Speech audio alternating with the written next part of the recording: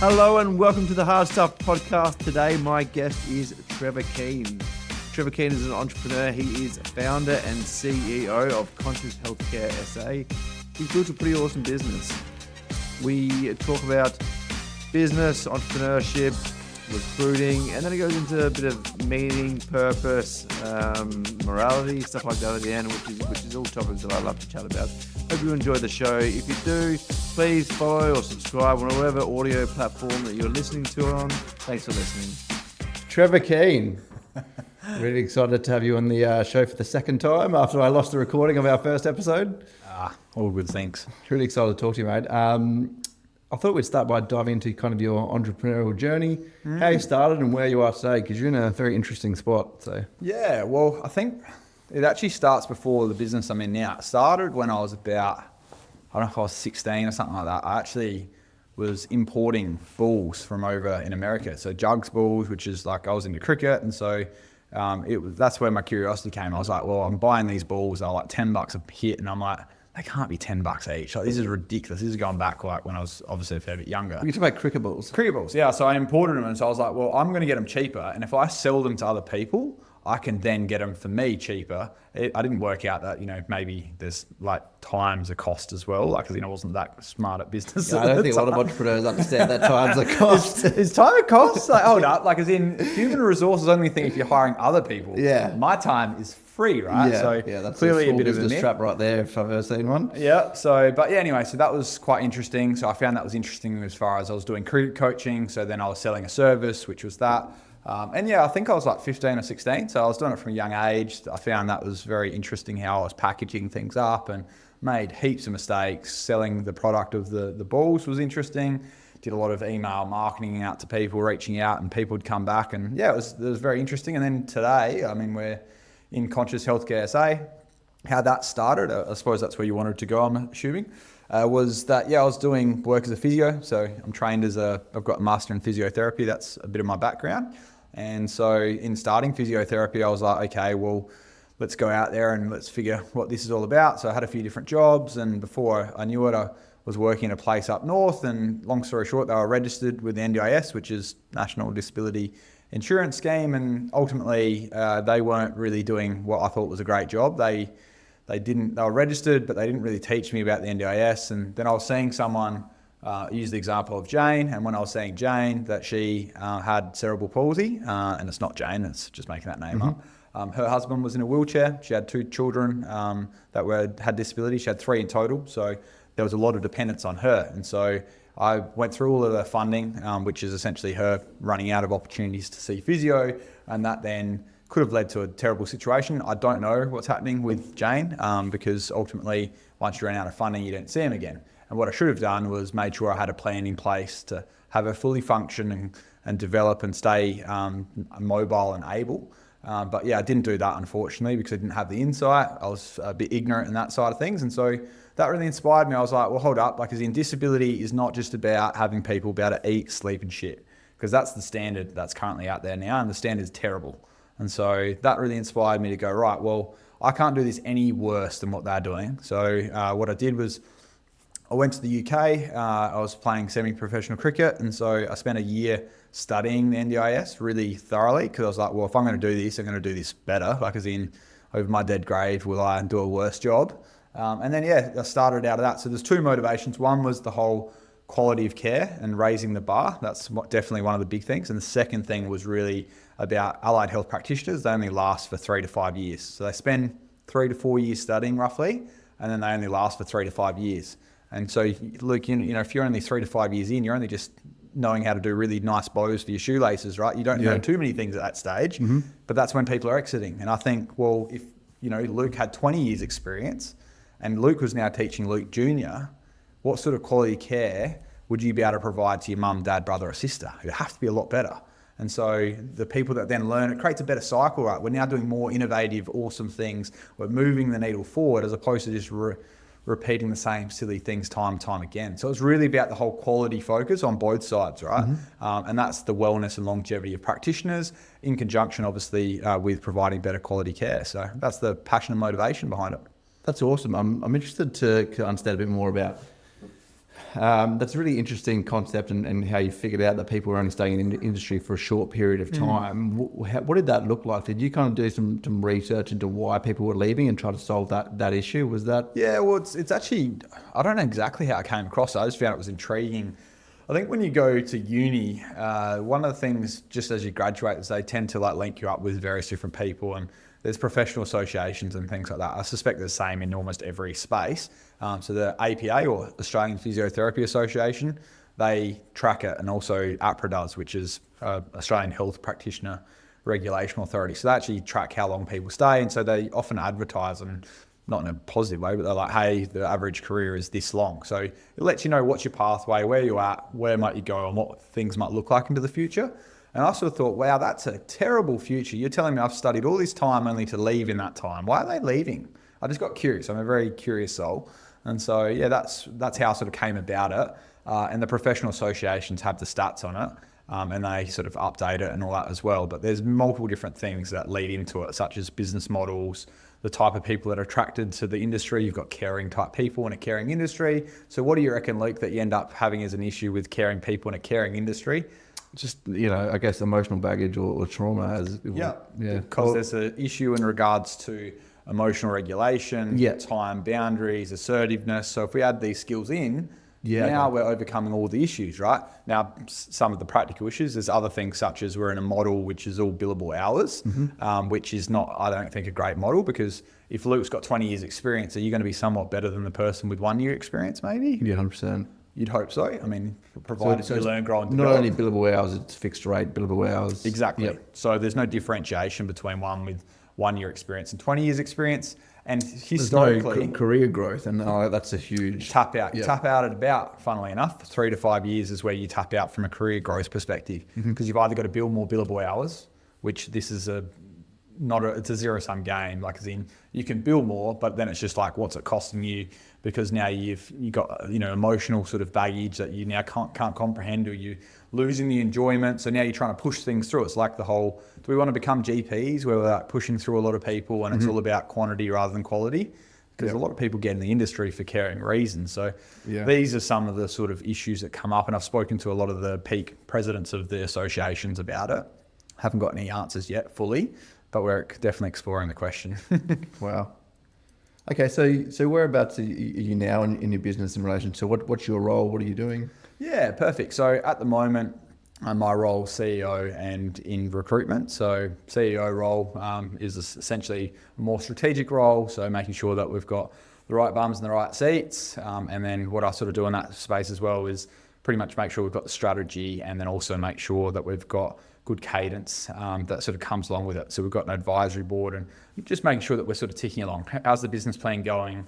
Are we fishing in the right pond? Like, ultimately, is there a market here for us to serve? Because if there's not, then there's an issue. So that's the sort of CEO aspect. And then in regards to the recruiting side, well, ultimately, more good people coming into an already great organisation. Like, if we can scale that, that's fantastic. They talk about, one bad egg can sort of ruin 3 or 4 good eggs. So I think recruiting is the single most useful thing in an organisation. I know Stephen Bartlett goes on about that a lot, and I think for good reason too. I think it is too. I completely agree with that. And if I look back at kind of my business journey and most of my headaches, it's just because of poor recruiting. Yeah. And over, I would get to a point where, there was an issue because of my lack of care in the recruiting. And the damage it's done over the years is pretty enormous. Yeah, I'd sort of say with that, it's probably lack of insight in regards to the impact of it, and then you're prioritising X, Y, and Z, which seems really urgent and important, but it's probably urgent but not important. And so, what I mean by that is, how thorough is the process for onboarding? What's it look like? Because it's so much easier to hire someone because you've got a need, as opposed to thoroughly building that process out and making sure that you really take care of it. And it depends on industry and that as well, right? Like, you have to really understand it. We take a lot of time to understand our customers, but the people that work with us are also customers. Mm-hmm. So us really understanding, or hold up, if I hire the wrong person, what problem am I actually inviting into? It's almost like inviting them into your bedroom, right? Yeah. It's like a marriage, really. In regards to, they're in the business, you're seeing them a lot, they're impacting culture, they impact what you think about at night. So this is very timely for me because I'm currently hiring a mechanical engineer. I've got 6 stage 1 interviews on Friday. Give me some tips and tricks, mate. What have you figured out over the years? Oh, look, it depends. I'm obviously not in your space, so I suspect you're going to be much better at that than what I would be for that sort of scenario. I mean, how we go about it is typically, let's say if we've got people that have applied, so you've got 6 people that have applied, we generically sort of, how we approach that is, so if they've applied, I usually send out an assessment for them to do first. Now, this is all tailored to us in healthcare, so there'll be something that'll be different. Mechanical engineer, like what are the sort of traits that a mechanical engineer, a good one would have as such, just off the top of your head? Analytical, I'm assuming. Very, yeah. Practical. Analytical, depending on what the specific role is, creative, organised. Yeah. Yeah. So those types of things. So then there would be a personality profile that would most suit. Yeah. Now, just because someone fits a profile doesn't mean that they're necessarily going to be good. But Yeah. I've worked out what the 3 type of personality profiles are for our industry. There would be the same sort of things for a mechanical engineer. And then also, all right, well, how can I now test and assess on the intake process and in the interview to make sure that they're a good fit or not? So like, for example, a mechanical engineer, organised and lots of stuff. Well, I mean, how did they apply? When they applied, was the cover letter, did they pay attention to detail there? Or where would you expect to see that they would do well and not? So some people I've heard of that they have in the the application process, they say, hey, send an email and make sure you include this word in it. And it might be like pink or something silly, right? But then it's like noticing that they've paid attention to detail. So that's demonstrating that they're actually using the skill, or are they just carelessly applying for a lot of different jobs? Right? Yeah. So, I mean, I'm for the first time in the position where I can actually really kind of think about these kind of things, right? Because in our industry, within Australia, there's such a huge labour shortage. And every time I try to apply for a specific role, and maybe, look, I'm not spreading the net wide enough during that process, but I'm just not getting enough quality applicants. So I've spoken about this before. We're actually going overseas, and I'm trying to take our business global, right? So we're trying to do a lot more product development. So yeah, now I'm in the position where I actually have basically an unlimited amount of applicants, so I can really play with those. Really think about that a lot more. I'm still trying to figure out how that fits into my business, I guess. Yeah. Because it's something that I haven't been good at recently. So. Oh, it makes a lot of sense, and it's easy to skip over. And I mean, organisational psychologists are pretty good with this sort of stuff as well. So I don't know if you've heard of them before. No, I haven't. I was talking to a friend and he put me onto Test Gorilla, and he said, have a really good look at that site. There's a lot of good tests that you can give to people. But no, I don't know about organisational psychology. Well, I mean, I'm pretty big into Myers-Briggs. Now, Myers-Briggs, just being very clear, is not a great assessment, but it's a very quick and easy one. When I say it's not a great assessment, there's many more complex ones that are very thorough and evidence-based and can essentially work out whether Luke's telling the truth or whether Luke's lying. Because ultimately, you're still presenting yourself, right? There's a little bit of marketing and sales going on for someone getting a job, but both ways. Yeah, this is why I hate hiring sales reps. Yeah, well, I mean, as in a good sales rep, rightly or wrongly, you actually want them to. I was talking to a organisational psychologist about this today. They're actually usually pretty good in manipulative behaviours, right? Yeah. Which is one of the things that comes up. But that's actually a positive thing in sales, noting that you also want them to be values focused and centric, so that they're authentic, right? So I don't want someone who can just use NLP or neuro-linguistic programming to then prime you to then get the outcome and result you want from the person, which is a thing. It's a massive thing. I'm quite astute, maybe not enough, but that's a real thing where you can manipulate and prime people to then give you certain outcomes and results. Like, you heard of the 3 yes rule? No. So if I can get you to say yes 3 times, I've got whatever I want from you, essentially.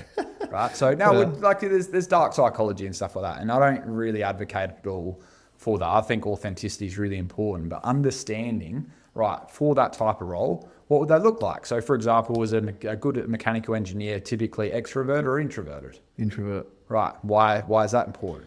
Because they just sit in front of a computer all day and dive into one specific problem, and I don't know. Well, it's good to. I think you're correct there, right? So an Yeah. introvert doesn't mind being by himself. An extrovert has to get up and talk. I mean, I'm very extroverted, so as in for me, if I sat down all day, I've got to have contact with humans. Otherwise, my heart stops ticking or something like that, right? I think maybe I'm wrong here, but I think introverts have more of a passion for things, and extroverts have more of a passion for people. Oh, yeah, it's probably a decent observation. Maybe. Well, let's keep following the train through, right? So Yeah. then So Myers-Briggs is 16 personalities. So we've already worked out it's an I, it's the personality. So, and then you're either sensing or you're intuitive. So do they like big picture things, which is intuitive? So say I walk down a street and I can see every business model that's there. I see all the big concepts and idea. But then a sensing person notices whether it's hot or cold, and they can really see, okay, well, I'm warm or I'm cold, or they notice all the little astute things. So I'm a big picture thinker. Most entrepreneurs are big picture thinkers, but what's a mechanical engineer? Are they are they big picture thinkers, or what's the alternative? Sensing. So it's for product development. Also, that's creative, right? Yeah. So creative is probably more bigger picture thinking. Yeah, generally. I think it would have to be bigger picture thinking, 100%. And let's not think about this too much, right? I'm just like playing around with it, right? And you can use ChatGPT or whatever your AI equivalent is to play around with these different things. But like, let's say if we play that out, so it's bigger picture thinking, so it's IN, and then is it a feeling type person or a thinking type person? We already know the answer. What do you reckon? Thinking, all right. Yeah. So we already know it's an IN, maybe T. Yeah. And then are they perceptive or are they judgmental? So perceptive is more like, not so much intuitive, but like as in, well, let's say judgmental is extremely precise and they're like, has to be done this way and all sorts of stuff. Or are they a bit more like sort of on gut instinct? They just know. They don't know how they know, but they know. No, it can't be that. Yeah. Nope. Yeah. So so they need to be able to follow very strict standards. Yeah. So if you look into an IN TJ, you probably end up finding that's going to be mechanical engineering. Okay. So what are you? Are you? I'm an ENTJ, so extroverted, yeah, intuitive, so bigger picture thinker, thinking, and then judgmental. So, and J is not a bad thing, right? So what's judgmental again? So J just means that you're very precise, and so like as in. So I'm not that, and that's why I'm struggling in this conversation. This is good though. So you might be P, which is perceptive. So you might be say extroverted, bigger picture thinking. Definitely EN, right? Yep. And then thinking or feeling, I definitely think you're more on the thinking side. So ENTP, which is that's its own superpower, right? And you can look them up. They actually give you examples as to who are these type of people, and then in addition to who are these type of people, you can sort of see what the strengths and weaknesses are, strengths or areas of improvement. They're very interesting because if you look at that personality type, which I don't know if it comes up as the logistician or something else like that, but like when you look at that, you'll notice certain traits that they have or not, and it'd be really interesting to compare that to a job spec and the skills profile that you'd want. So that's the type of thing that an organizational psychologist should be able to be reasonably good at. But in addition to that, like what would you want to test? Like as in, and we don't have to keep going down this too far, right? Yeah. But like as in, it's interesting to know, right? What would a mechanical engineer do and what would they not do? Because it's just important what they do as to what they don't do, because that's ruling in and ruling out. So now we're screening. Yeah. Look, this is very in-depth for me. But I can tell you what issues I've had in the past with hiring. Yeah. And also, I've never hired a mechanical engineer before, right? So we've hired sales reps, tradesmen, all that kind of thing. Mechanical engineer is very different. We're moving more and more heavily into our own product development rather than using other people's products. But the issues I've had in the past with hiring is, I guess, missing red flags around distrustful people, overly manipulative people. So hired people, thought I've done my due diligence as far as calling prior employees and stuff like that, but then we get a few months down the track and we realise that they're actually hiding things from us and lying and stuff like that. So honesty is a huge one for me.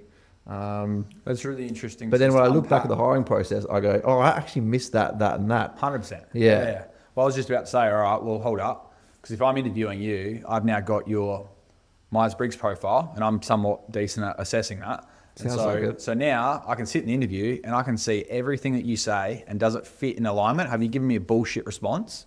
Or is this actually genuinely you? Because you can present, there's certain ones that look better than the others. Yeah. Now there's strengths and weaknesses on both sides. I want to be really clear. I wouldn't hire or not hire someone based upon that. But I do look for congruency and consistency because that's really important. We also do a values check as well. So like as in one of the key questions I always ask you is, look, tell us about 3 core values for you, personal values.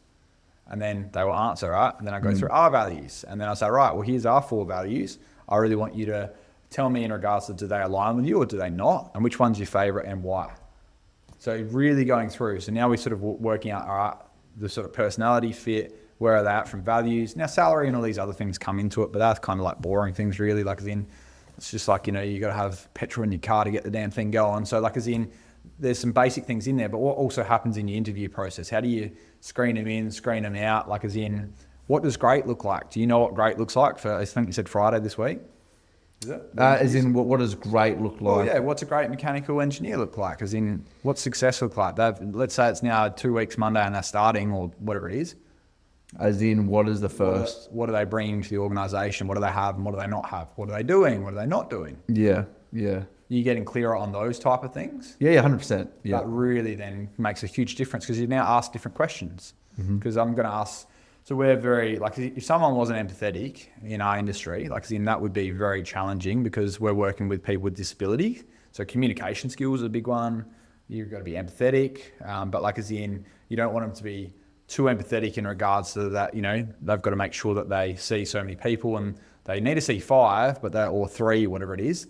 But like as in, this person's having a hard day. So I spent the whole day with this person. Well, that's not going to work because you need to make sure that there's a balance between the practicalities of, I want to help, but I can help within the confines of X, Y, and Z, right? So there's multiple sort of things from there. Yeah, you made it very clear that I need to improve on my hiring. And I'd say, the way I currently look at it, and I'm doing a lot of the prep work over the next couple of days, and I've never hired an engineer as well, so I'm still figuring a lot of this out. But the way I looked at it was, can they do the technical side of it, which is easy, and then are they a culture fit? I mean, that's as basic as I was looking at it. It sounds like I need a deeper dive. This Myers-Briggs, I mean, is there a specific organisation that carries these out for you, or is this just a... So it depends on what role we're doing. So if it's just a general role, depends if we're sort of going...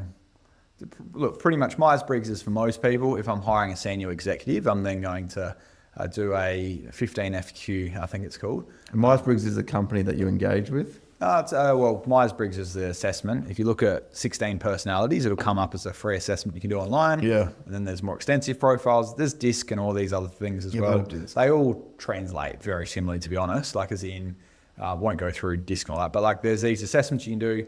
All I would say is that, say I've done I think it's the 15 FQ, and I've used an organisational psychologist for that, and that one is incredible. Like as in, I can not have met that person, and I can tell you, right, when you interviewed them, this is what you would have seen, and you wouldn't have seen this, and they would have liked this, and they wouldn't like that. Yeah. They can literally tell you, now it's not everything, right? But like as in, if you're lying, it comes up and it says like, nah, like as in they lied, and we won't let them pass through. So it's validated in many respects, which I think is really important.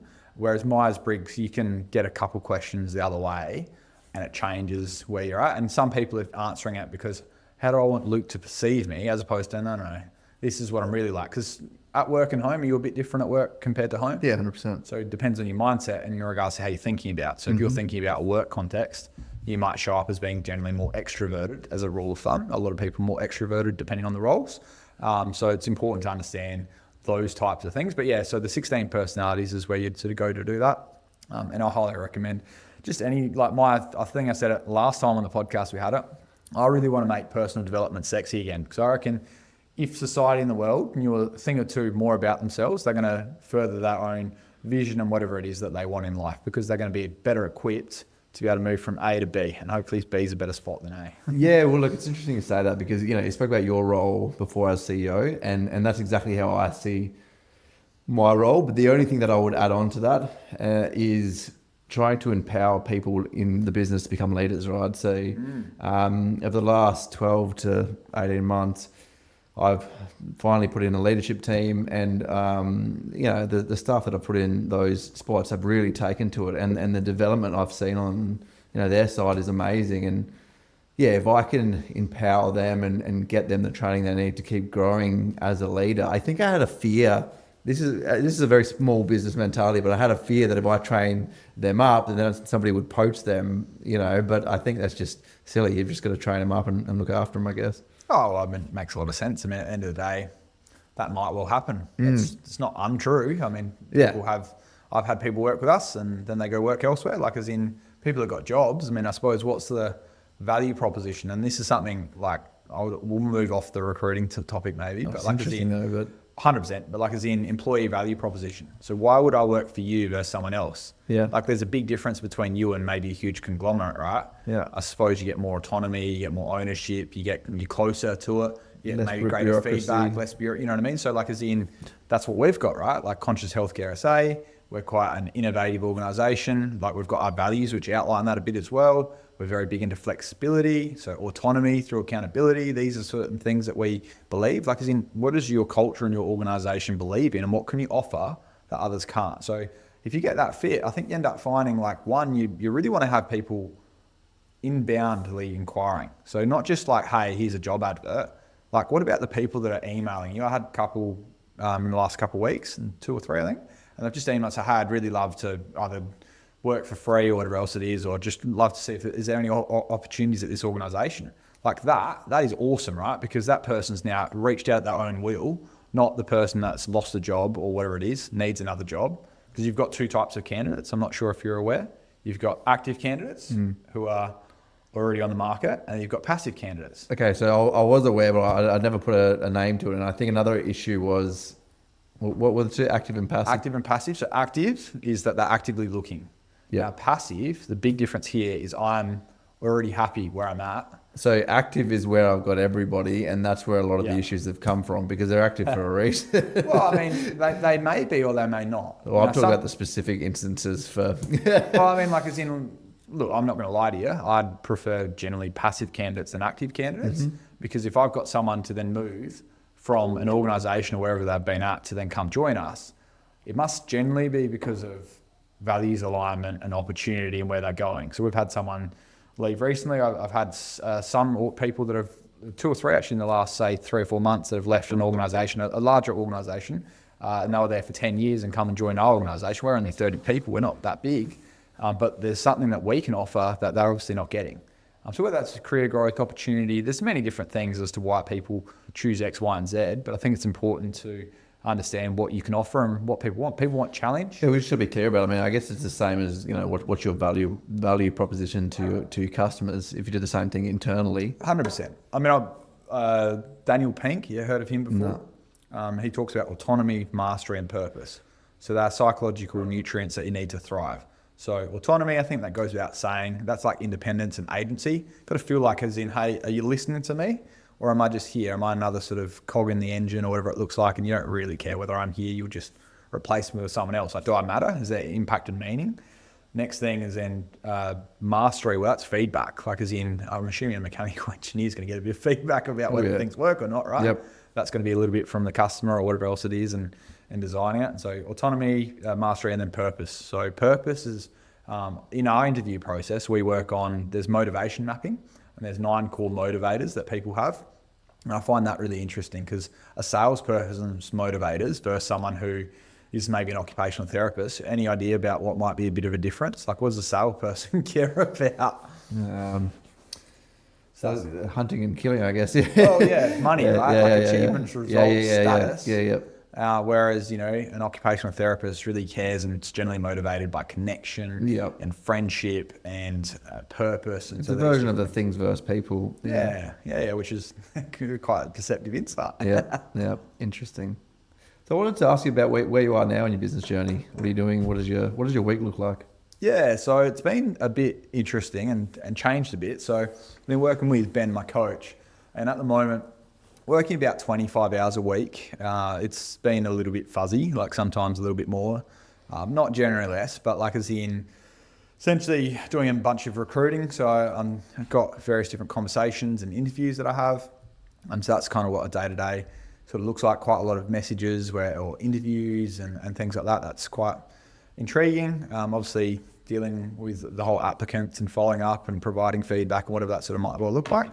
But yeah, outside of that, I've got a leadership team meeting that I attend once a week and catch up with the general manager. I've got a general manager, so that means that's my main report. And then I've also got a finance person in-house. So I've got 2 main one-on-one meetings that I have each week. And outside of that, it's kind of just mainly recruiting really. So. Yeah. So did you have any internal resistance towards working less hours? Oh, Because that is a brilliant question, Luke. Oh, where do we because I start? think a lot of entrepreneurs, they actually get to the point where they can have that freedom, but their own mindset doesn't allow it. You know Well, what I I mean? mean, like, how much of your social construct or your identity is in your business? Well, I've actively tried to move away from that, right? So I've been very vocal about the fact that I think it's dangerous having all your identity within your business. I think, Yeah. and that's why part of my identity is, within fitness and stuff like that. What we're doing right now is Yeah. is another version of what I'm trying to, use my identity or, identify as this is my creative outlet. And then you've got things like, family. I try to identify as a husband and father.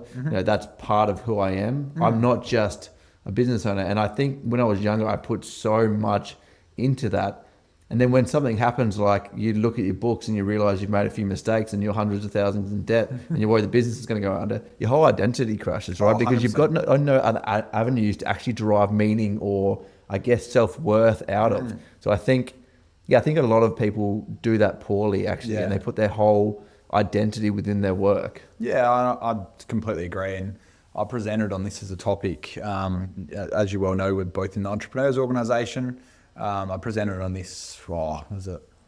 I think it was June last year, or something like that. We're on one of the retreats and I presented on it, like as in something about like self-esteem, like as in how do I have my self-esteem be outside of just my work? So I mean, I'm competent, right? That's like what I've built up. And I'm like, hold up. Do I want to be known as competent? Is that what I'm going to have on my tombstone? Like Luke's competent. He gets shit done. You know what I mean? It's just like, well, I mean, all right, that's cool. There's some utility or there's some benefit to that. But what are the drawbacks? Like, so I really want to be known as someone who's kind and caring and someone who's maybe fun to have a bit of a laugh with, made a bit of a difference as far as, there was some impact and meaning around what he did, was very values focused. So I really want to be known as someone that did it because it was the right thing to do, not necessarily because, he just wanted extra money or whatever that looked like. And Integrity. I think that's really important to have that constitution. And it's someone that is, just authentic is really important. Like that whole self-expressed and doing the right things and just being a good human. I don't think it costs you any money to be a good human. No, it doesn't. So where would you say your other identity sources derive from at this point in your life? Yeah, especially if you've drastically reduced the amount of hours you're working. Yeah, so it was huge change in regards to doing the change. I did a lot of work on beliefs, but like as in me now, I identify as a husband, as a father. So I've got a 5.5 month old son. So husband, father, business owner, entrepreneur, and lots of stuff. Love learning. That's a big thing. Identify as like health has been a much bigger priority focus for me. I've noticed that I've neglected that over quite a while. I'm still in half decent shape, but like as in definitely my mental health is incredibly improved since I've had a greater focus on that. So so that's sort of a bit about me. I've played squash, so that's another part of my identity that I'm working on.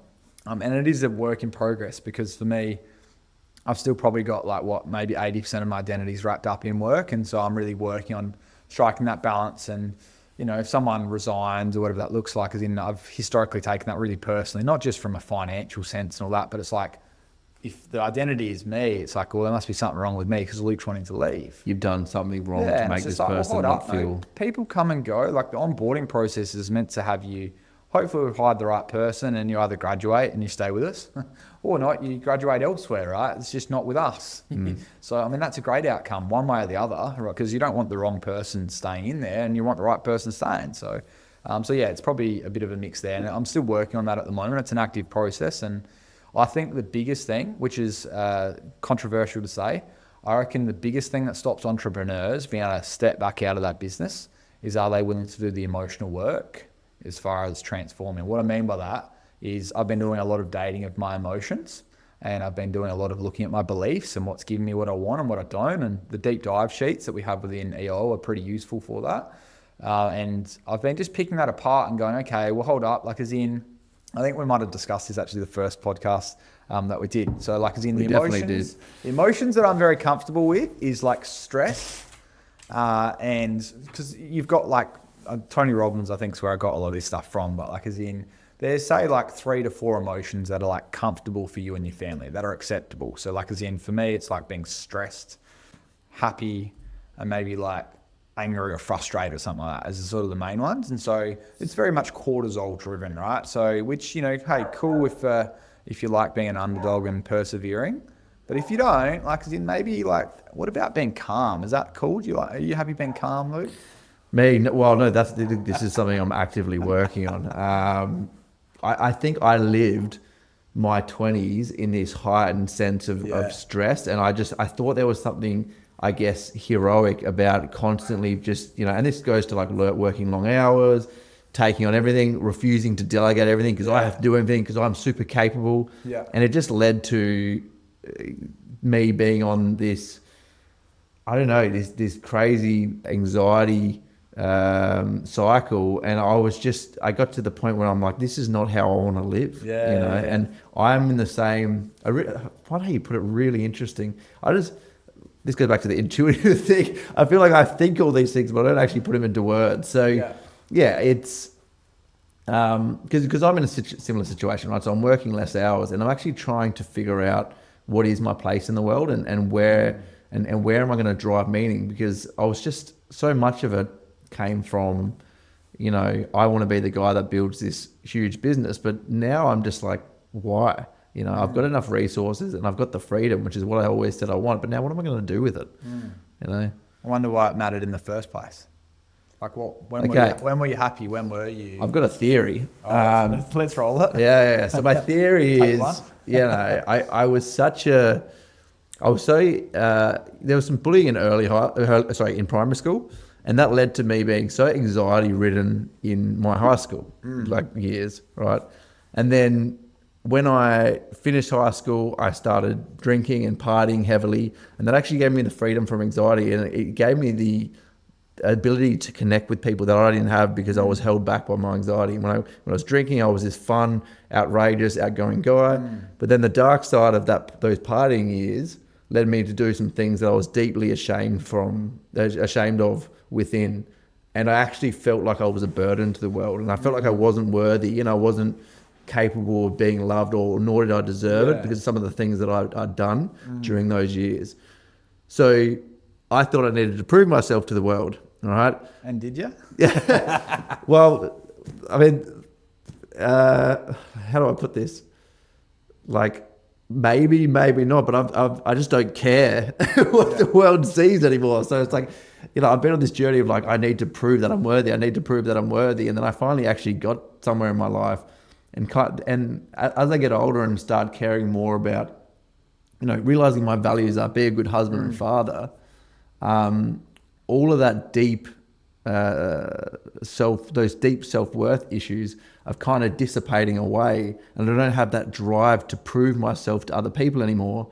And now I'm just like in this position where I've built a substantial business and I have the freedom, but I don't have that little man inside me telling me you need to prove to the world that you're good enough.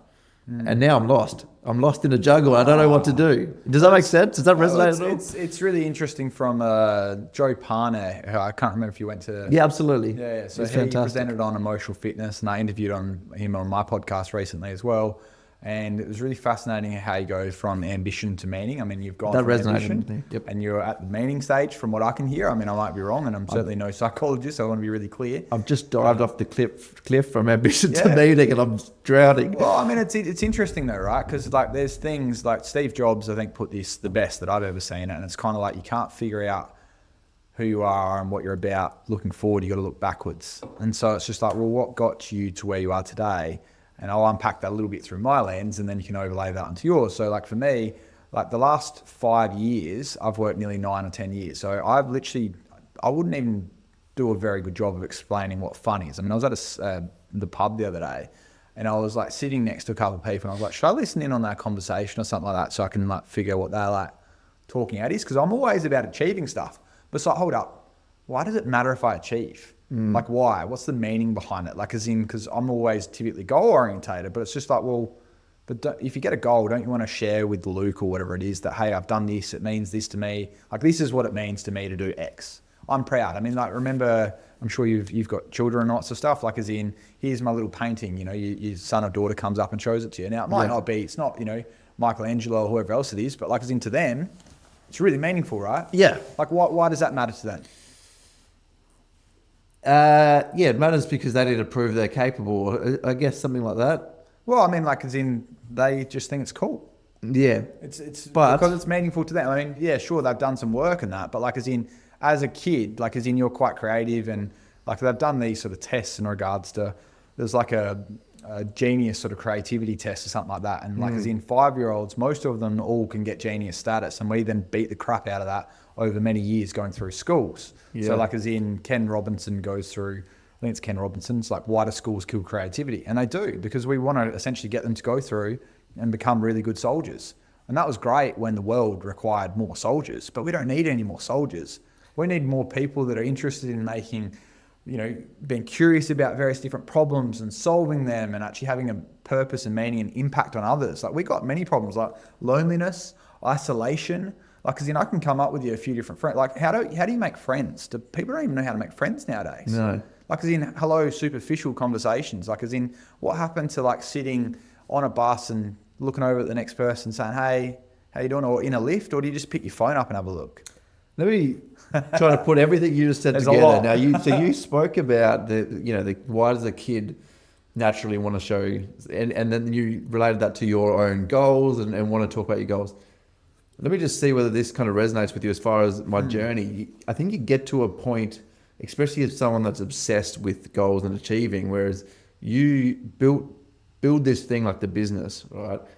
And you get to a point where the people that you've always hung around with and bounce, you know, so I actually felt like, for lack of a better term, like you get to the point where you feel like a wanker going, oh, I've had this business success, you know what I mean? And like you feel, I felt extremely braggadocious, yet the business was also my life. So to try to connect with old friends becomes this, like, we have nothing to talk about because my whole life is my business.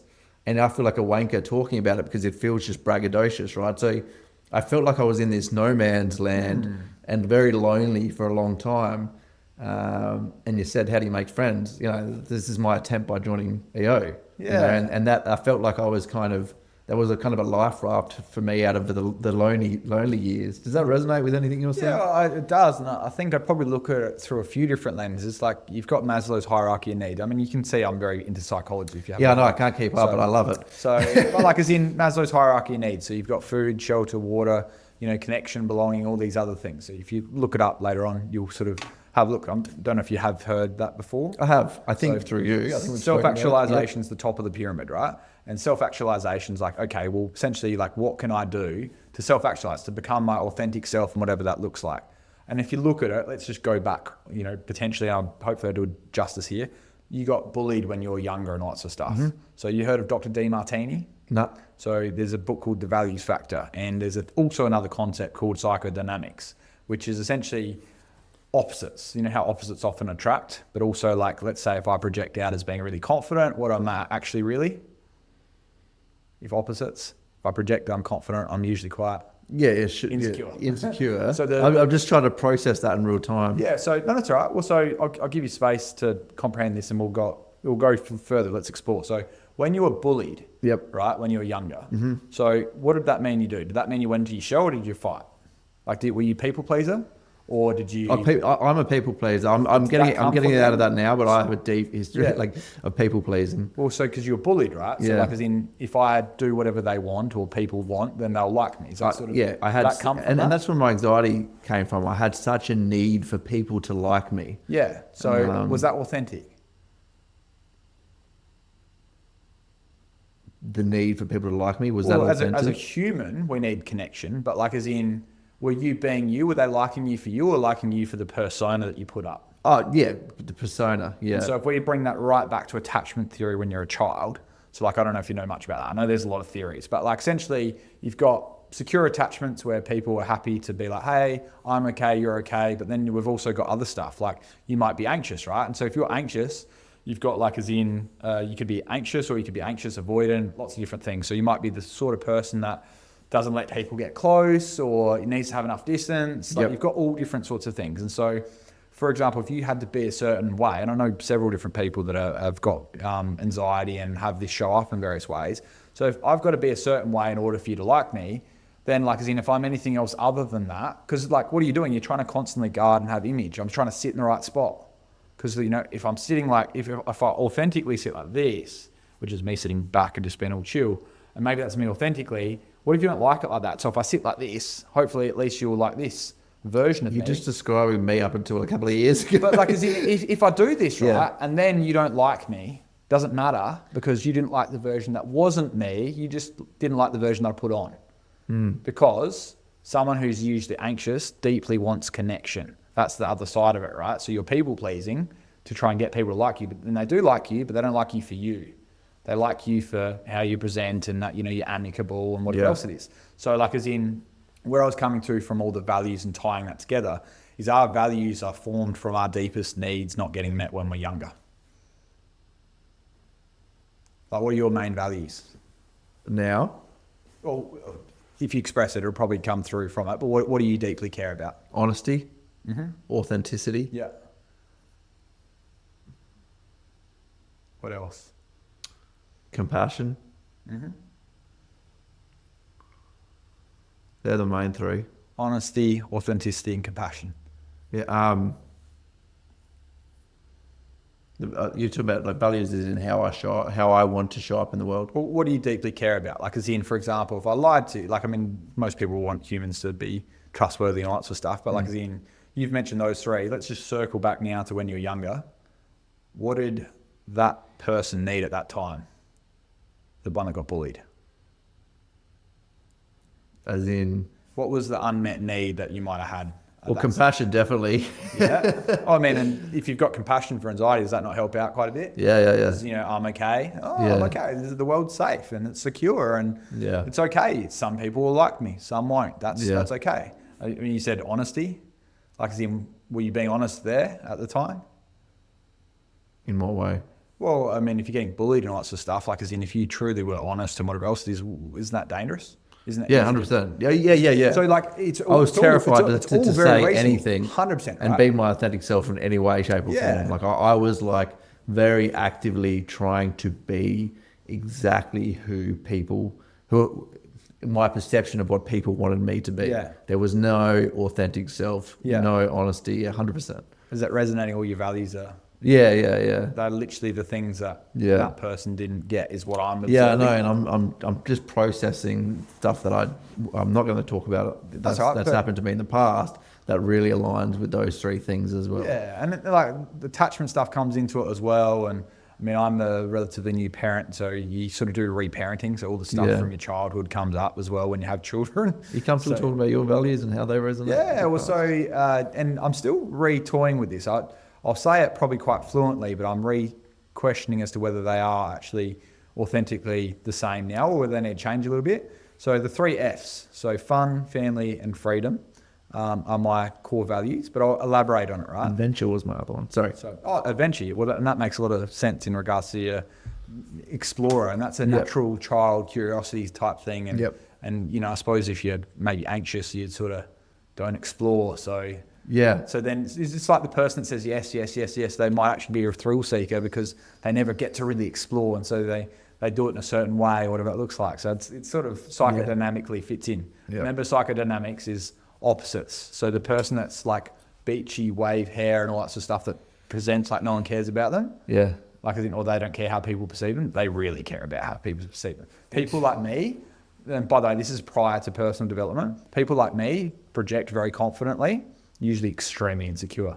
They need you to like them or, think that they've got status or importance and all that sort of stuff. This is all psych stuff, which I find very interesting. Yeah. But let's dive into my values. So fun, family, and freedom. So fun, well, that's kind of like in the world, if you're going to show up in the world, I feel like you might as well give it a good shake of the sauce bottle, right? Have a bit of fun. Like, if we're going to be around, you and I, we've got something very much in common. We're both going to end up in some sort of a box or whatever that thing is if you get cremated and that sort of stuff. So we might as well have fun. That out later, but we might as well have some. I haven't made my decision yet. We got big life choices, right? But so that's fun, right? So family. Well, family means like family, community, connection. So family is not just like, you could well be family, right? Family's like family, community, connection. So the people I'm around, that's connection, that's belonging, that's purpose. That's like if I don't care about like some of the things that you care about, but if it's important to you, I care about it because it's important to you. So like as in, if you like talking about nuts and bolts and whatever else it is, I'm not naturally that into that, but if you're passionate about it, I care about it because you're passionate about it. And it's funny because I only used to see, like, if it wasn't important to me, I just wouldn't see any purpose in it. I was like, why do you care about this? I don't care about it. So why do you care about it? And I never got the concept. This is how like badly ingrained I was as an ENTJ personality type. I just couldn't understand. If I didn't like it, well then you shouldn't like it because I didn't. It's almost like I never got beyond the psychological development of understanding that there's me and then there's you, and like we're not the same person. Yeah. It's kind of a weird Kind of the difference difference. thing. I don't know if this works. Kind of the difference between compassion and empathy, I guess. You can't actually resonate with why they see things the way they see things. That's quite an interesting concept and point you've put across there. And so I suppose where we got fun, family, and then freedom. Freedom's like authenticity, self-expression. So that's sort of what it means to me. And it's like agency. I think it's important that you can have some impact or influence over where you are in your life. I've got that as a fundamental belief. So like, it doesn't matter who you can have some agency or impact on. Yep. So if you're here, I don't care whether your parents are, alcoholics, or whatever it is. Yep. I think everyone has the ability to improve their circumstance. I mean, from my circumstances, I should literally be an alcoholic or not just a drunk on drugs, whatever else it is. But I've decided not to go into all the drugs and alcohol, which is typically to avoid the pain and suffering, which is what most people do, and understandably so as well, right? Because a lot of terrible things happen. So I think it's really... Sorry, you throw so much at me, I can't keep up. So, I mean, that's really interesting, right? Because I've always said, people with alcoholic parents or parents with substance abuse either go either way. They either go completely sober, or they're completely drunk, right? So somebody in my family had substance abuse issues, and I've always struggled with controlling my alcohol intake and stuff like that. It's always been a huge problem. The majority of issues in my life have been directly linked to my alcohol consumption. And then I've been sober now for 6 months, and my life's just unbelievably better. But I just found that so interesting. Like, what do you think about that kind of analysis from a psychological point of view of people either completely, with alcoholic parents? I just see it so much they're either alcoholics or they're completely sober. Yeah, I've probably not put enough deep thought into it. I mean, if I was to do it off the cuff, I'd probably think, let's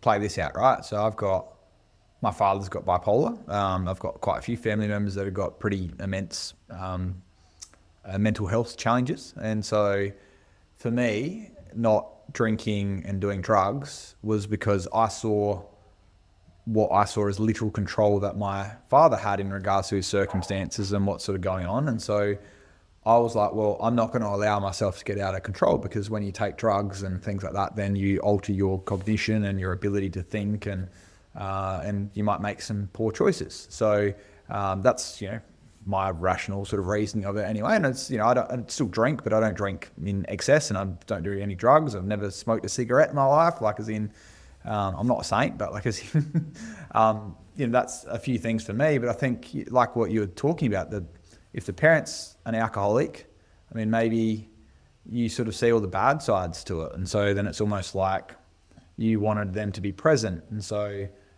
like just through a psychodynamic lens, right? So just think of like life is polarity opposites, yeah? You got masculine, you got feminine, you got big, you got small, whatever goes up comes down, all that stuff, right? So if I was a child in that scenario, I'm just playing this out. If I was a child in that scenario, I didn't have a parent that was present, yeah? So if my parent was an alcoholic, let's say you're an alcoholic, you wouldn't be present.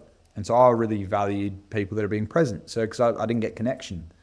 I mean, they got connection through alcohol to themselves, maybe, or maybe the connection was disconnection. It was, look, I can tell you about mine. Mine's disconnection, and sorry to interrupt. Yeah, no, it's good. So my disconnection, right? So the funny thing about being sober is it's just realizing how many issues that I was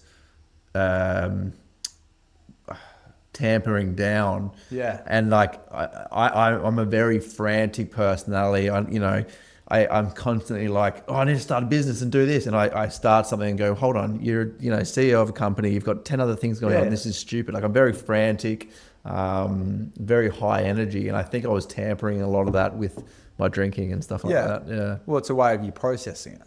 Yeah. So which is processing it or... Well, think about it. Like as in, let's play it out. Pushing it away, like so blocking if it you're out. doing drugs and alcohol, right? Like as in, you think less. Right. So when I used to have some drinks when I was younger and all that sort of stuff, it used to be great because I just express myself. Because naturally, I'm always thinking like 5 steps ahead. I'm not even thinking 1 or 2. I'm 5 steps ahead. It's exhausting, right? Like I think I'm the same thing. Sometimes you just want to chill out and just have a beer and just go like, how good's like life? Yeah. Like, have you heard of this thing called oxygen? It's great.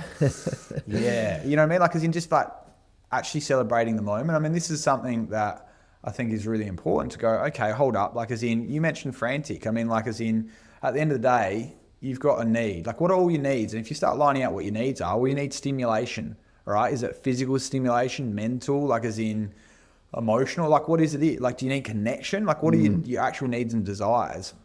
And I think there's another guy, I mean, it falls out of the value sort of stuff. I think it's Michael Mojo. I don't know if you've heard of him before. He does a whole bunch of values-based stuff. And if you imagine your values are like this. So I've got, say, fun, family, and freedom are my values. But if I was to order them, I'd probably go freedom's my top value. I'd probably say family's my second value. And then my third one is fun.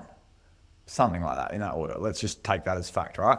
But if I haven't got my freedom sorted, which is my top value, only once that's full, that bucket's full, can I move to fill up the next cup. So let's say we've got all these cups that are sitting here, right? Yeah. So if I want to fill up one, I've got to fill up one before I can fill up the other. So I can't walk, I've got to walk before I can run, yeah? So like as in, let's say, once again, freedom's my first value. So if that cup's full, now I can then start adding into the family one. But until I've got that first one full, I can't go into the next one. So like, for example, you needed to work out, all right, well, how do you've got a racy mind and you've got different thoughts and ideas and you like stimulation. Like this is probably why you like this podcast, right? Different thoughts, ideas.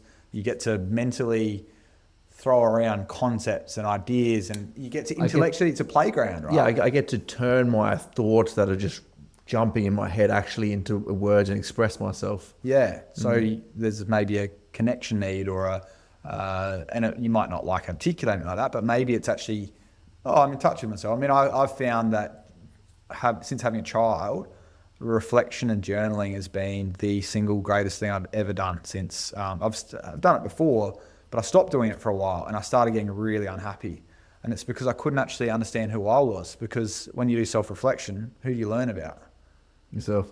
And get in touch with yourself. So, I don't know. I'm just speculating. I don't know you well enough. Does any of that sort of resonate? It does. And I can tell you there's been a few things that I've kind of used as a solution to that frantic problem that I was dampening with alcohol.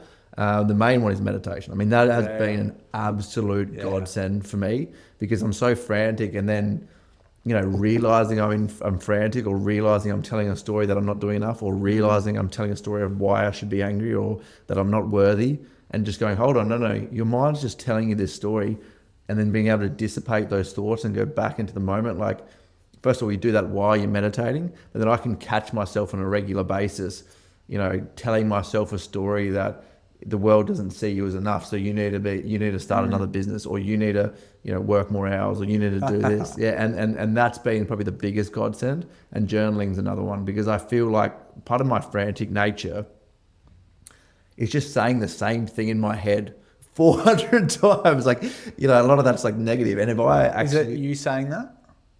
No. I just want to pick up on your words, because it's not you, is it? No. All our brains. What do you mean? It's not me. Hold up. Like, who's saying it then? Yeah. It's like, they're just thoughts, as you were just saying. Yeah. Right? Well, I think somebody who does, I don't know where you get it from, but I think somebody who doesn't practice or study meditation probably won't know what we're talking about here. Well, it's good to explore it. Like, as in, if I say pink elephant, your brain says what pink elephant, or something like that, right? Yeah. Like, as humans, I did this course called Landmark Forum. And I've got this thing in there which is called already always listening, or that's what it used to be called. Yeah. It's like there's always something going on if I say something, your brain's already thinking X, Y, and Z, and it's like it's not you actually doing it. We think it's us. Yeah. It's not us. Yeah. It's just whatever's there. That's why like thoughts are cars. You know, Thoughts are cars that are driving past. Yep. Do you get in every single car that drives past you? Yeah. I don't. No. Yeah, I get what you're saying, And so that's why, like, which ones do we want to sit with or not? It's like, oh, hello, anxiety is coming to the door. Well, we might as well invite it in, but let anxiety know that it's only got a couple of minutes. I've got to go soon. Thanks for coming in. Yep. Notice the thought, observing it. So this is the type of stuff, right? And that's what meditation's great for. It comes from awareness. You just need to be aware that that's what's actually happening and be able to pick and choose kind of what emotions you want to sit in. Yeah. And what are actually valuable to you and what are actually just a detriment to your well-being and 100%. mental health. Yeah. Very insightful. I got something I want to run past you. Yeah, absolutely. Because you're a man who, I don't know, so I write a lot of notes to get, this is another thing that I do to get stuff out of my head, funnily enough. Perfect. Is I do a lot of voice notes and stuff like that. And this is one that I wrote to myself the other day and I'm trying to figure out, and I'd be very interested in your perspective. Business is boring. It's a tool to achieve freedom. What you choose to do with that freedom and the skills that you have acquired during the process is where it becomes interesting. Mm-hmm. Does that resonate with you at all? I think I can understand where you're coming from. I mean, I think there's definitely times that I've thought, oh, geez, this is the same problem. I've already solved this before and I'm going in and doing it again. Like, as in, that's definitely come through. But like, as in, I think businesses are a vehicle for change and whatever it looks like. I think ultimately, I mean, we won't go too political and lots of stuff. Go but ultimately, but like, as in, as far as like making change in the world, like as in, look, if we want to make change from a political lens, like you get yourself into a seat, which is a marginal seat, and then you see that stuff gets built and then Luke's name's on it. And it's just like, well, hold up. In a business, there's a product or an idea, there's a problem generally, right? And you solve a problem. Like as in, as a physio, like I don't sell to you like physiotherapy.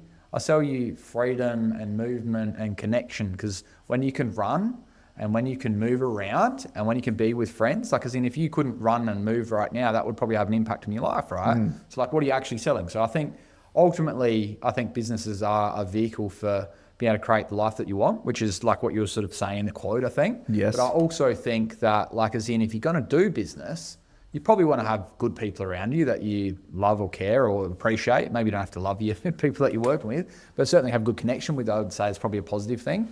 And I think like ultimately it's a lot of discipline. But that still goes back to A, right? So that's building the life you want and having connection 100%. with people in the business. Yeah, absolutely. And I think that, look, at the end of the day, anyone that's done just about anything that's great in life and in the world has probably had a lot of discipline and focus and concentration, and that stuff can be boring.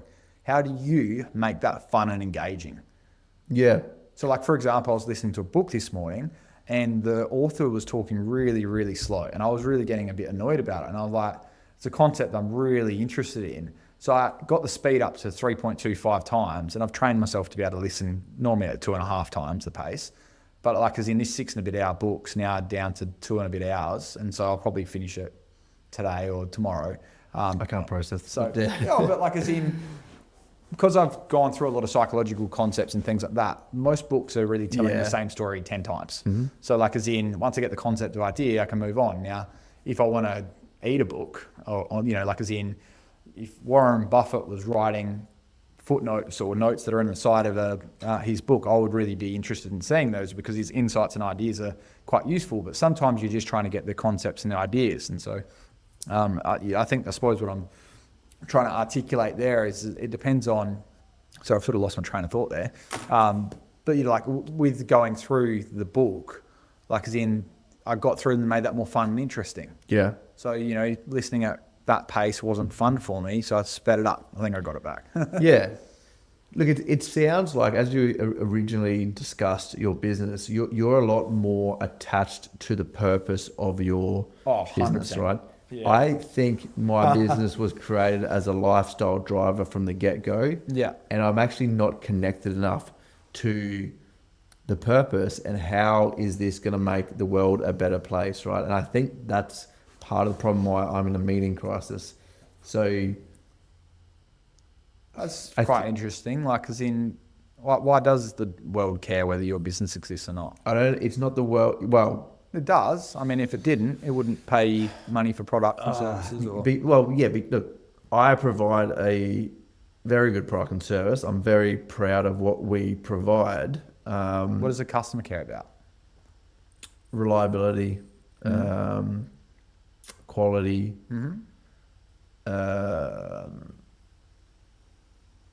I've been trying. They're what they care about, reliability and quality, right? What does reliability and quality give that person? As I'm saying the words, they sound boring to me. Efficiency, right? Things work, things operate. Yeah, and when things work, I mean, if everything in your life worked, how would you feel? This is because you don't have the free. Yeah. And what's free mean?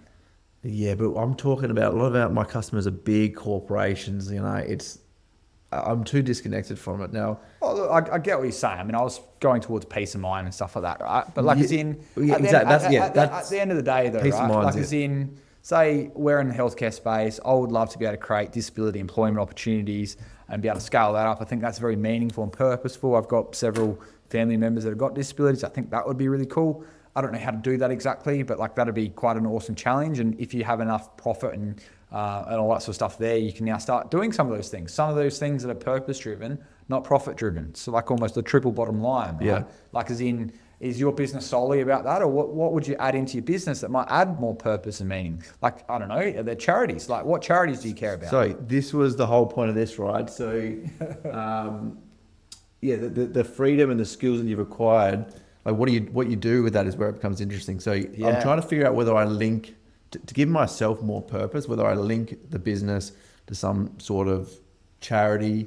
I want, and I think this is actually part of my personal psychology, right? So this is, it's not essentially trauma dumping, but I think that there's a part of my psychology, because of what I said to you before about those years where I did things that I'm not proud of. I actually, whether this is true or not, I worry that my existence on this planet is a net negative towards what I would call, I don't know what you think about morality. We're going to get real deep here. Oh, this is philosophy. I love this. Yes. So, let's go. So I'm an atheist. I've always been secular, which I'd love to talk to you about meaning and religion if we have time. But morality for me is, let's say if you're on a graph, people who aren't watching won't see this. On the top right corner, we're going to call it good, which is well-being for all conscious creatures. On the bottom left, we're going to call it bad, which is suffering for all conscious creatures. Maybe those words aren't perfect, right? But I want my life to be a net moving on this graph this way. And I worry that currently I'm negative because of some of the things I've done in my past, which I'm not going to dive into. But I want to shift those balances in a big way. And I don't think my vehicle with what we're currently doing is a meaning to do that. I think maybe we make things maybe it is through peace of mind, and I'm hiring an engineer. I want to do innovation, and actually that innovation in my industry equals better outcomes for climate change, stuff like that. But I'm not really deeply connected to those. So with my freedom and with my skills that I've acquired, I want to figure out, and this might be a 5 to 10 year process, but I want to know how to move my life. So when I get to the end, right, what do people say about me? I did something that actually moved humankind, I made the world a better place. And this is what, I haven't figured this out. I'm doing this in real time, but that's where I'm at. And that's what the meaning crisis for me is. Oh, I mean, it's quite interesting. It's significant. Sounds like the big underlying thing that's there. And at the end of the day, I think it was Joe Parney actually that said it. Your meaning in your life is just literally your attitude to whatever it is that you're doing. Okay. It's literally just your attitude to doing whatever that you're doing. And if we want to go from a philosophical standpoint, like in philosophy, because I grabbed up philosophy for dummies, because where do you start when you're a bit of a starting in a journey, you probably go to the dummies version. So I just read a lot of heavy stuff I don't understand, but I started going through it and I was like, I was trying to work out why am I here? Why does it matter whether Trevor's here or not? Does it? Maybe it does, maybe it doesn't. And it was going through in regards to like significance and a few other different things. And so some of that is actually built up.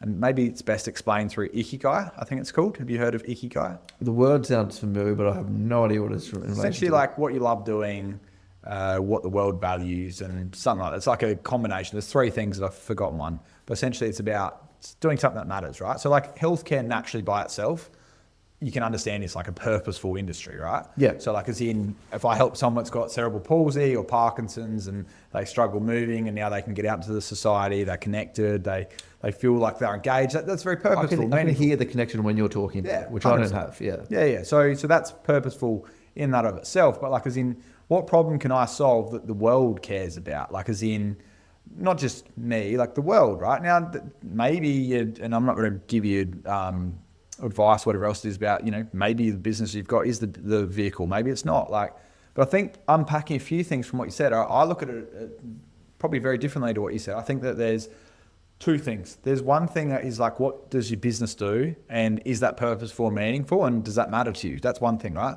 Completely separate thing is when you've started your business and all that sort of stuff, and this is a recent revelation I've had, did you pick every job that you wanted? So let's just go through your own. So you're now an employee in your business, yeah? Mm-hmm. I've just appointed you. Well done. Good job. So finally, did you pick the career path and trajectory of every single job that you went through? As in my roles within the business? Yep. No. Based upon your own personal wants and needs? Surely. No, You're a business owner. Surely. No, you don't. Right. No. And I've done the exact same thing. I fell into what I thought was required of me. Because it would be efficient and effective and have the most impact on the organisation. Yes. So whose needs were you serving?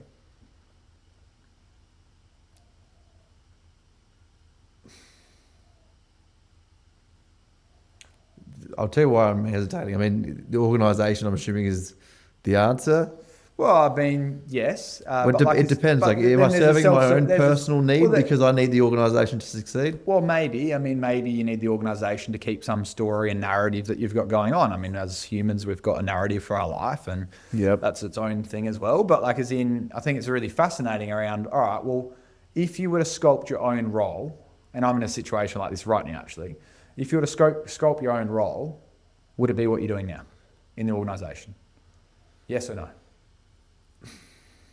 It's either going to be a F yes or a no. No. Right. Okay. What do you care about? So this is the whole meaning, in my life. right? So so this is when you do motivation mapping. There's 9 core drivers, and this is what I find really interesting. So someone who's into sales actually really cares about status, and they care about money, and they care about progress and all that sort of stuff, right? But like, as in, for example, people that are like OTs generally mostly care about connection and purpose and those sorts of things. So it's like, well, what do you do that gives you that? Yeah. So this is a different conversation around money. My crisis is I actually don't know. So what were we saying? So like, what gives you, when you have felt lit up inside, what were you doing? No. Well, this is the thing. I don't know because I thought There's been moments though. I disagree. Yeah. You've had moments in your life where you felt not crap. So a conversation I had with somebody I respect yesterday was fantastic, and because adventure, right? Right. And by adventure I mean exploring, interesting things. So like ideas or. Are you enjoying this? Is this fun? Is this not fun? Yeah, I love this. So that's what I was saying about yesterday. I had a conversation with somebody, and it was meant to be kind of a business direction, and it just turned into a 3-hour conversation about the meaning of life. I really loved that. Right. And what did you get out of that? Remember Steve Jobs looking back? What did you get out of that? What did I get out of the conversation I had yesterday? Clarity. Okay. I can't think of the word, but like some sense of clarity. That's interesting. Or belonging, right? So it's interesting. We're in EO, right? And I feel like over the last 12 to 18 months, my brain has made a switch from going, you need to make money so people think you're worthy, and for some reason that has dissipated, and like I feel like I am lost because I actually don't know what that drives us. That's why this conversation is so valuable, right? I love it. And so that conversation yesterday, why was that valuable? Because I figured out a lot of insights, and I also was talking to somebody that I could genuinely relate to, because a lot of I have these conversations with some people and their eyes glaze over, right? Or they go things like, like I've got a big story that I've told 1,000 times about me not buying a Rolex because that's just feeding, I guess, my ego. And a lot of people are like, oh no, you buy a Rolex because you want to feel good and you want to feel proud of that you've earned, that you've earned that. And I go, well, we just have different intuitions, because that means nothing to me. And I just feel like I'm lost because I don't know what means anything to me. Well, this is pretty deep. Can I go somewhere? Hit me. The last, what is it, you've been 18 months or something like that? Me, 2.5 years. 2.5 years, yeah. right. How safe did you feel prior to being EO, and what about now? I haven't felt safe up until the last 3 to 6 months in my life. I haven't felt safe up until the last, 3 to 6 months of my life. Interesting. Because I felt like I'm not good enough. I feel like the world, I'm not worthy to be in this world and to be loved. Yeah.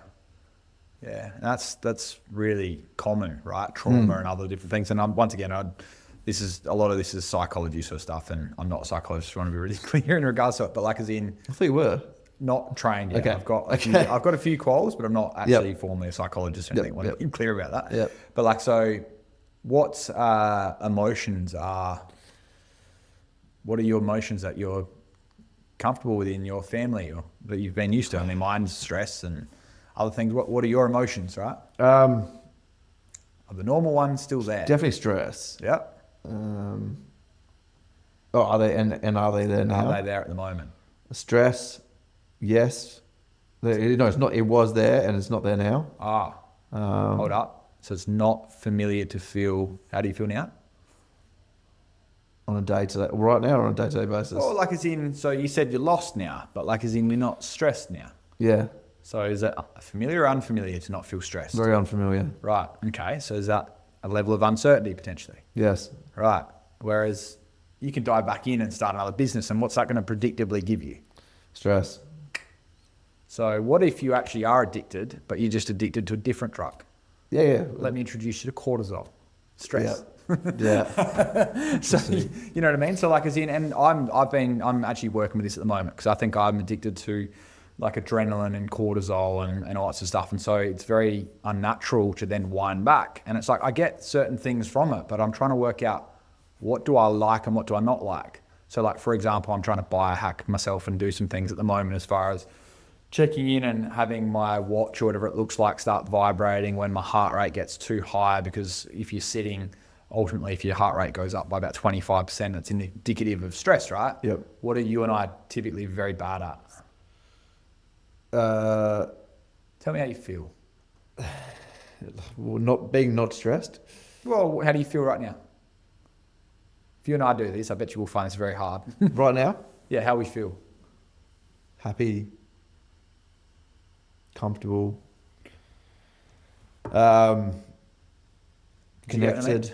This is quite interesting because like we typically talk, you notice that even in our whole conversation, if you look it back and put it through an AI, a lot of it's always about outcomes and results. It's never typically about, oh, but I feel this way. Yeah, okay. Do you notice that? Yeah. Like, and I do this all the time as well. So like, for me to connect in and actually go, you know what, doesn't feel right. Like as a business owner, this is kind of coming back to the whole, where are you in the business and all that sort of stuff. Well, I think ultimately, if we were employees, we wouldn't choose various different roles. And that's why I'm studying uni. I'm going back to uni and studying psychology. I'm doing that out of interest, and that's just for me. Is it going to give us a financial benefit? I couldn't give two shits whether it does or not. I'm going to do that for me. Yeah. And that's the first time I've made a decision in the business in the last, 5 and a bit years. That's been based upon what my desires are, because I'm, at the end of the day, still an employee, or I'm still a stakeholder that's important in this organisation. So how? Yeah, but it sounds like you've made the transition from obsession over, I guess, wealth creation, and now you're actually trying to do something.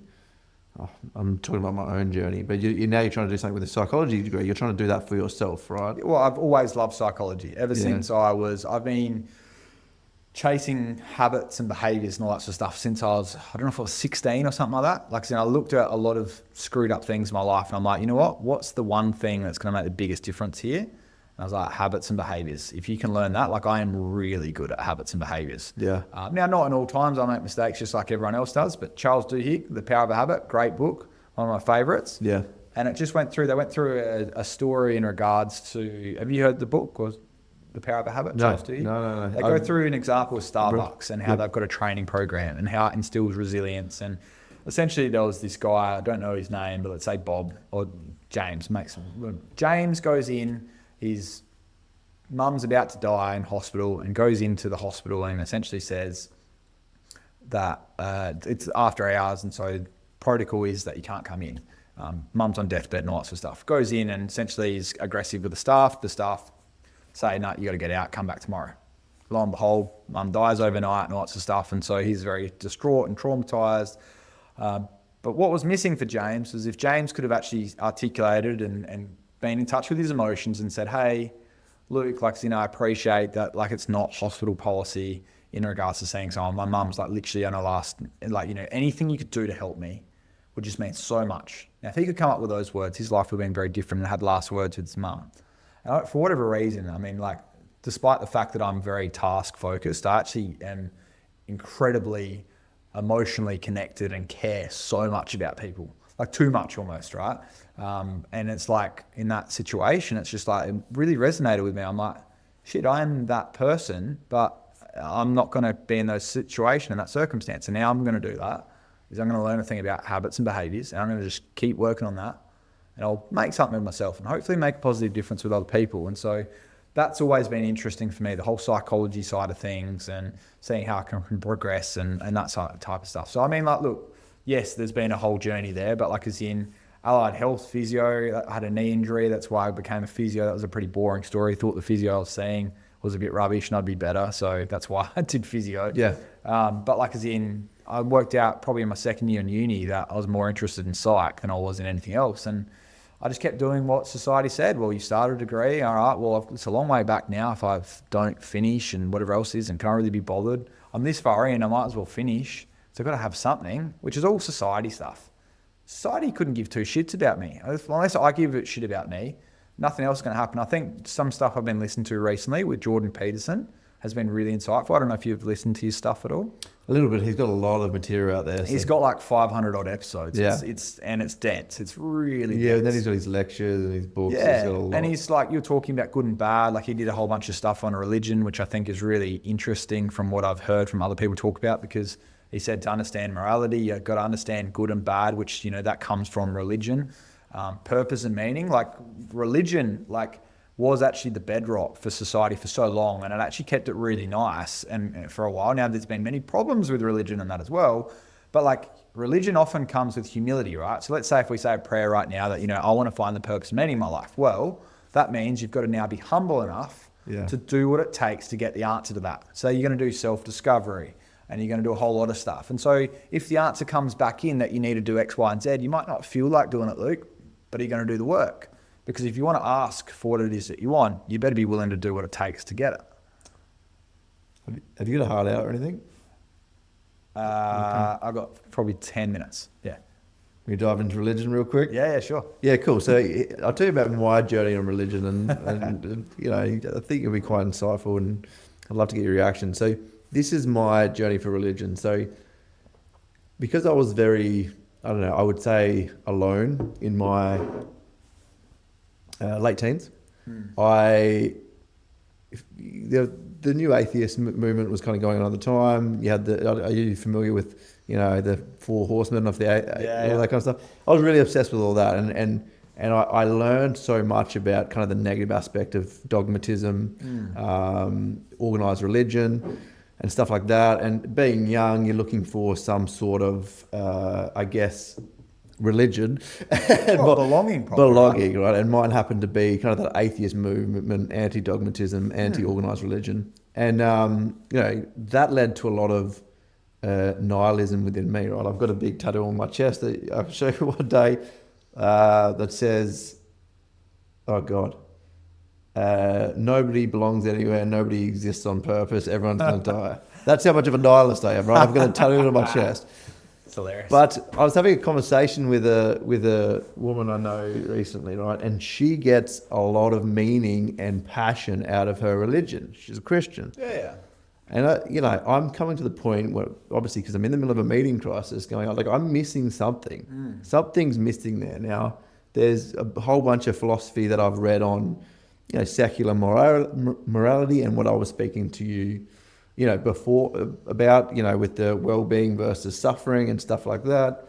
I've been doing a lot. Like I said, I do a lot of meditation. I've been looking more and more into Buddhism, and there's a secular Buddhism movement. I just wanted to get your kind of aspect on how you see religion in society and how it's affected your personal life, because I'm trying to figure that out for myself. So it's interesting. I mean, I wouldn't say my family's been overly religious. My nana was Christian, and I think I'd say my dad identifies as Christian and stuff like that as well. I was predominantly raised by my dad. My mum left when I was pretty young. But yeah, like I said, I identify as being Christian.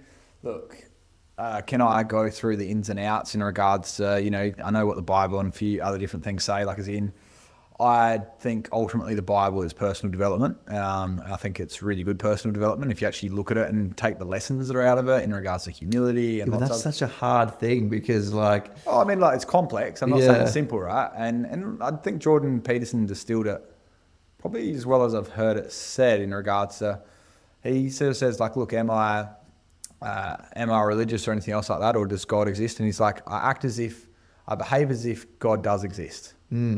Right? But the problem with that is if you're able to do that, sure, but there's a whole young generation that if you go, let's become a Christian nation or whatever that he wants to do, there's a whole bunch of up and coming 18-year-olds like me that are going to be like, no, there's logical inconsistencies. I mean, they're 100%. And I suppose the thing is that, am I the center of the universe? No. And this actually comes back to something that was really meaningful to me for a long while. When I was playing cricket, so I played semi-professional cricket. I was okay at cricket. I wasn't great, but I was, good enough to play A-grade district cricket and go over the world and play a few times there as well. And one of the things that I found really challenging, and it's actually probably why I didn't progress further along with cricket, was I had so much self-doubt because there's me, there's the bowler, the cricket ball comes down and I either hit it or I don't hit it, and I do well or I don't do well as a batter, right? And so what I sort of found was I was listening to a lot of Hillsong Worship. Now, if you look them up, that's essentially a band, and they're like quite uplifting and all that sort of stuff. And if you look at a lot of the science and all that, because it's interesting paralleling the science with religion and stuff like that as well, because it's quite fascinating. The music's actually at certain beats and all that sort of stuff, which is uplifting, and so it does give you certain feelings and all that. So even if you remove the religious aspect from it, from a scientific standpoint, a lot of this stuff stands up, right? Now, I'm not going to go talking about water moving and blah, blah, blah, but, I'm not going to comment on that. Lots of stuff that I'm not really that interested in it, to be honest. I'm more interested in what gives you utility or what gives you meaning in your life. Yeah. And so if I feel like I'm just a piece of flesh and meat that's on this earth, and I'm just here to serve my own wants and needs, I feel that's pretty empty and meaningless. Yeah, well, you're describing my 20s, yeah. Yeah, and so I'm like, that's pretty sad. And then I did the Landmark Forum, which I was telling you about, which is another course, and then they go through a thing and giving away a bit of it is like life is empty and meaningless, and it's empty and meaningless that it's empty and meaningless. Ever heard that before? No. So imagine your life is this cup. Yeah. And you've got a whole lot of tissues in there. Yeah. And that's the meaning of your life. Have all the tissues you put in there, are they really meaningful ones and are they the right ones, or you got some tissues in there that should probably come out? Does it matter? Well, I mean, like, as in, let's say, like, does it matter if you're a good dad? Like, who cares? Well, okay. So does it matter? Well, no. Well, it matters to you. It did. No. Yes, it does. Right. So if you asked me this when I was in my nihilistic period, I would say no, it doesn't matter. But yeah, it matters. Yes, it subjectively matters to people. Well, this is important because Landmark, if you look into it, there's this thing called ontology. Have you ever heard of ontology? Yeah. I don't know much about it. It's a study of what's real. Yeah. So what's real? Are we real? Yes. You sure? I mean, is that a chair or what are you sitting on? Yeah, sure. Well, I mean, subjectively, we call that a chair. Objectively, it's probably wood and a whole lot of other things, which we've also put a name onto, right? I mean, what's the difference between, say, you and I rolling down a hill and also like an animal rolling down the hill? What would you and I do differently that the animal might not? Oh, shit, we're going really quick and what's going on here? We add all this subjective meaning to it, right? Yeah. We've got language that's way beyond what other, creatures have, right? Yeah. So we've got subjective and objective. Subjective, your experience, my experience, right? So like you and I can disagree and you are right and I am right in your own opinion and perspective. Yep. Yeah. And then you've got objective reality, which is like, we can measure stuff. Yep. That's the simplest way of putting it, right? Like as in there's however many mils of water in this glass, whatever it is. So if you go through that lens, if life's empty and meaningless and it's empty and meaningless, so it's empty and meaningless, why don't you just add meaning to your life? Things that you give a shit about. Put the tissues back in. Oh, it means that, maybe I'm a good person if I'm a good dad. And, if I exercise, that means that, I feel good and that's a good thing. So they just why do you put that in? I mean, we get taught all this crap stuff all the time. Or like, oh, you're not good enough and this and that. Why don't we put things that are meaningful in there? Like, why are we so allergic to happiness and being fulfilled? Is there a reason for that? Yeah, well, look, now, I feel like now you're speaking my language. You're putting it a lot better than I did. But now you're speaking my language. I mean, that's how I kind of feel about it. And I think that's what I struggled with deeply and why I felt so lost for so much of my life. Yeah, a good mate of mine, Jimmy, he's religious and I've got so much respect for him. I've got quite a few religious friends. And yeah, like as in, I was just like, well, what about this? Like as in, there's all this horrible stuff in the world. How can you explain that? And I was like, because I was just like, come on, like you idiot. Like as in, you believe X, Y, and Z, this is going on. But like as in, I think ultimately if it gives them purpose and meaning in their life, like who am I to take that away? Like that's really arrogant of me to then say, like as in, I might have my own beliefs and they've got their own. I think like if it warms your heart, kudos. I completely agree. And that's what I was saying. Like when I hear somebody else speak about it, I can tell that their Christianity gives them meaning. And I think that's awesome for them. Yeah. But I just don't have that in me. Like I don't think I can find that meaning. So like you go back, I have to be putting tissues. I have to try to figure out what that's going to be for me. Oh, potentially. I mean, I'd be very curious about you going through all your beliefs you have around it. Mm-hmm. So have you ever done like as in a belief inventory? No. So you can literally like, what do you believe? You believe a few things in life. What do you believe? As in what, like big Anything, picture? whatever you want. You believe things, right? Am I in the room here? Do you believe that? I do believe that, yeah. All right. What about some more meaningful things? What do you believe? I believe that my happiness comes from my mental health, not from acquiring things. Okay.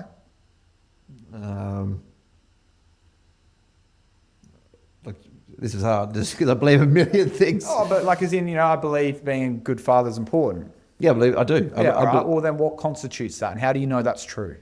Because, so at the core of this conversation is my morality blueprint, right?